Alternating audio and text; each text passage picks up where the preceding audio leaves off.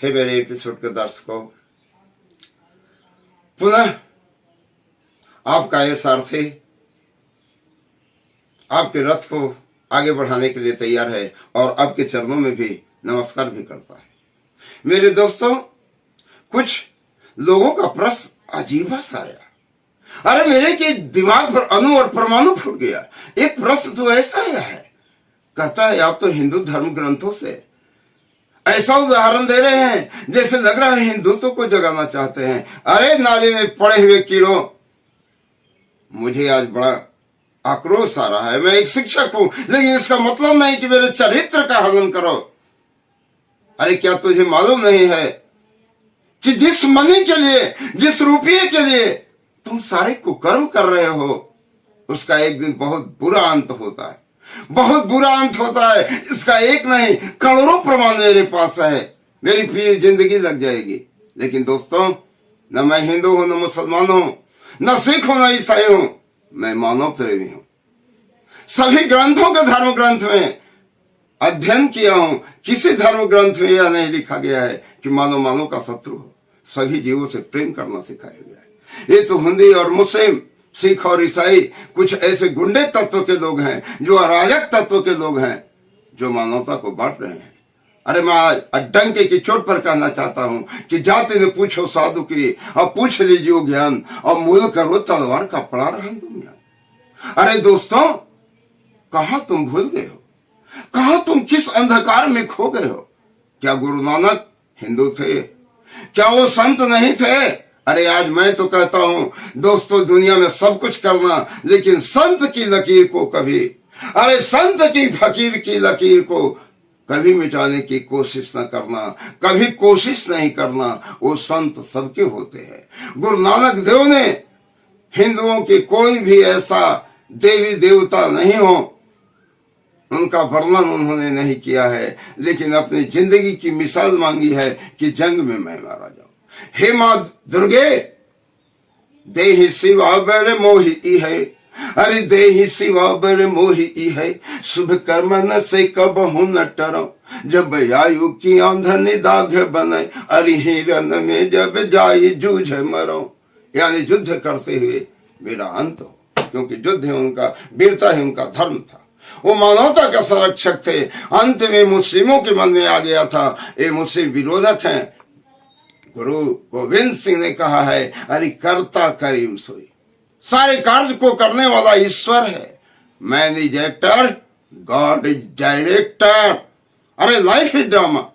अगर जीवन एक नाटक है तो इस नाटक में तुम मात्र एक पात्र बनकर आए हो। जैसे नकली पात्र आज नाटक खेलते हैं, कोई महाराणा, कोई सुभाष चंद्र बोस, कोई वीर भगत सिंह, कोई खुदीराम बोस का रोल अदा करते हैं, तो खुदीराम बोस और वीर भगत सिंह नहीं हो जाते हैं। क्षण मात्र के लिए वो पाठ करने आए हैं, लेकिन पीछे से भूलने के बाद, अगर नाटक में कोई भूल रहा है तो पीछे से, पर्दे के पीछे से हिंटर होता है, डायरेक्शन देता है। अगर डायरेक्शन अच्छा हो, मैंने कई एक जगह बोलते हुए ड्रामा को, एक बार की बात है, बहुत लंबी बात हो जाएगी, बाद में मैं बताऊंगा। मैं किसी स्थान पर था और वहां पर मैंने देखा कि नाटक की तैयारी हो रही है, और तब मैंने उन लोगों को देखा कि अजीब सी बात कर रहे हैं। क्या कर रहे हैं?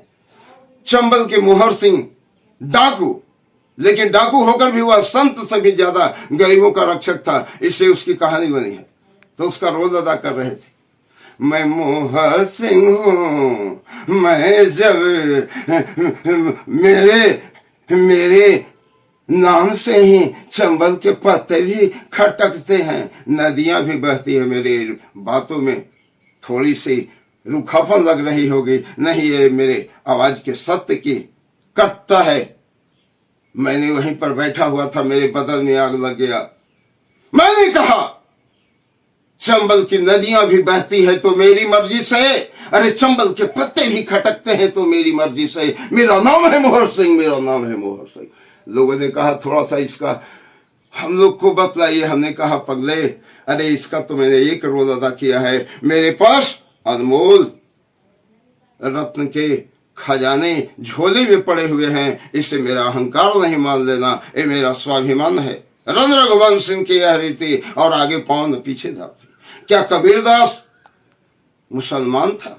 क्या कबीरदास हिंदू था जो हिंदी घर में जन्म लिया था? आप कहानी पढ़े होंगे, आप हमसे ज्यादा जानते होंगे। और मुस्लिम घर में जिसका पालन पोषण हुआ था, कारण क्षत्रिय जाति में जन्म लिया, कुंती जैसे देवी के गर्भ से पैदा हुआ और पला के यहां एक शूद्र के यहां, उसमें कोई जाति ने पूछो साधु की, अरे पूछ लीजिए ज्ञान, मोल करो तलवार का यार, पड़ा रहन दो म्यान। वो जहां पड़ी हुई है एक कभर है। ये जात पात संप्रदाय ऊंच नीच भेदभाव को यही तो खाइयों को पाटना है, हमें बराबर करना है।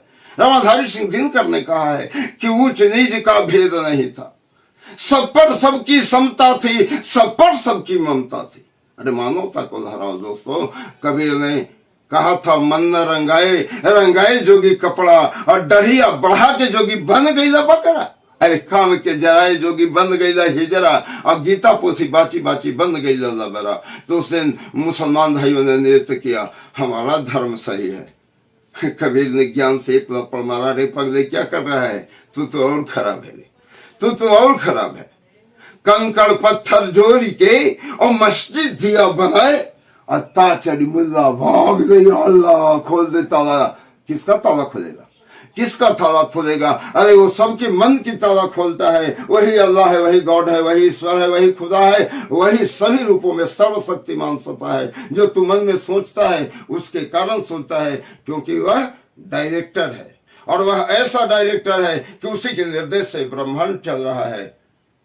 तो बड़ी मुश्किलों से, अरे बड़ी मुश्किलों से, बड़ी संकटों से मझधार से लाया हूं यह सत्य की नैया निकाल कर, और इस नैया को पार लगा देना मेरे दोस्तों संभाल कर।